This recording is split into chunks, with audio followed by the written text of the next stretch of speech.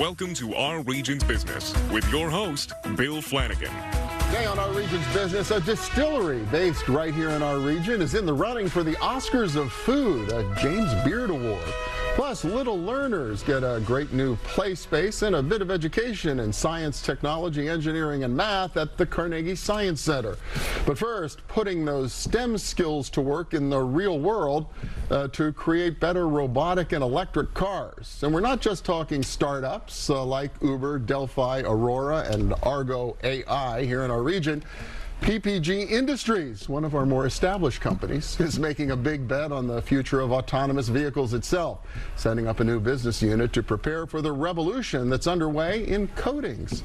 David Bem is Chief Technology Officer of PPG, and welcome. Good to have you here. Yeah, thank you. Great to be here. Yeah, and welcome home, by the way. I understand you came back to work for PPG a couple of years ago, but you're a native? I am. I grew up in Indiana, Pennsylvania, left in 1990, and moved back to the region about 2.5 years ago. Oh my gosh, so you were part of that great exodus in the 1980s. Yeah, I was the, quote, brain drain, but apparently the brain suck back has happened. Right? Well, that's wonderful. and what a difference you must see having come home after all these years. Night and day. Pittsburgh's not the place I remember it being. It's you know, first the sky is extremely clean, so that's right. One of the great points of progress for sure. Well, let's talk a little bit about technology. So, you know, this whole idea of autonomous, the robot cars and electric cars, but their cars are cars. So why in the coatings business does it make any difference if there's a robot or a person driving? Yeah, well, you know, even for cars that are semi-autonomous, like the cars you have today, there's more and more sensors going into the cars.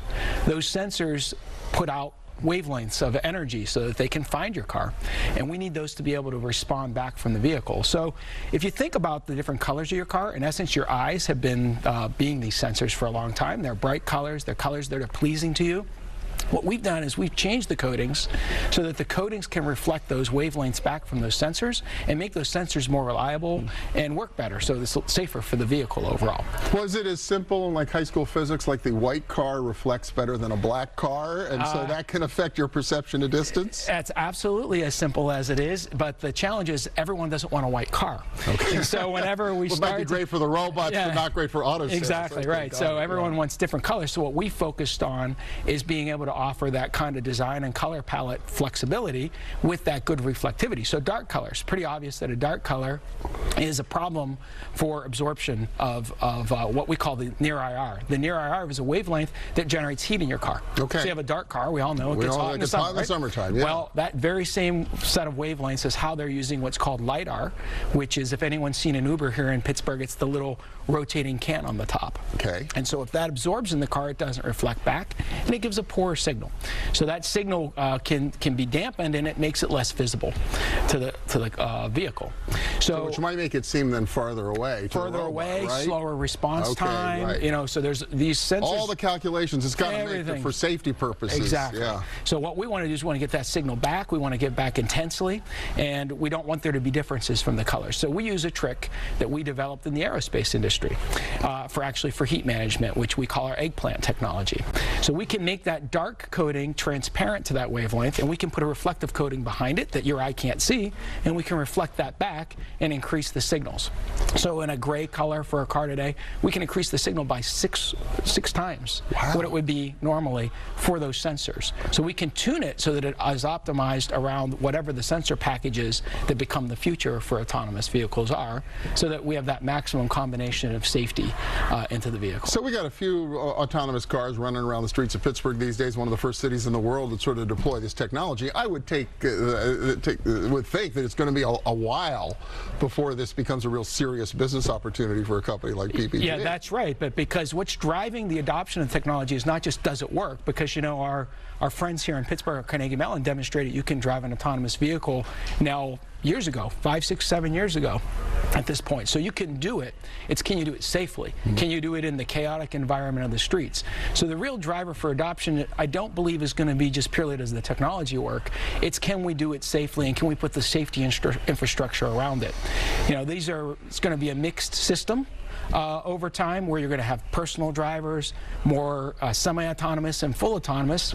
We have to make sure that they can all interact safely. So we view that it's important to get started early because we're going to define what those safety systems are. It's a lot to be figured out. And electric cars figure in all of this as well? Yeah, absolutely. So, you know, in the auto industry today, there's a catchphrase they're saying is ACES, which is autonomous, connected, electrical, and shared. Okay. So autonomous is what we just talked about. You know, vehicles will be more connected. We can already see that probably if you've bought a car in the last few years, where there's software giving you simple stuff like GPS or beaming different types of information in.